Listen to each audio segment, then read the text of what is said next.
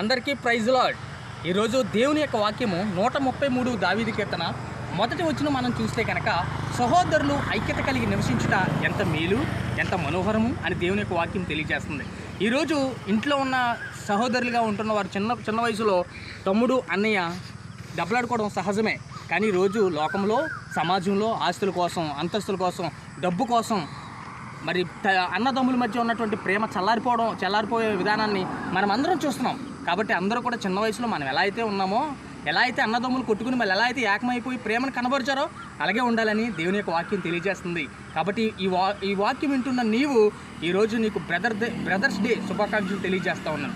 మీరు ఎప్పుడు కూడా ప్రేమతోనూ ఐక్యతతోనూ కలిసిమెలిసి ఉండాలని, మరి తమ్ముడు అన్నయ్య ఎప్పుడు ఎలా అయితే ఉన్నారో అలాగే ఉండాలని మీ అందరికీ కూడా తెలియజేస్తూ, దేవుని వాక్యం మీ ఇద్దరి మధ్యలో ఉండాలని తెలియజేస్తూ అందరికీ హ్యాపీ బ్రదర్స్ డే.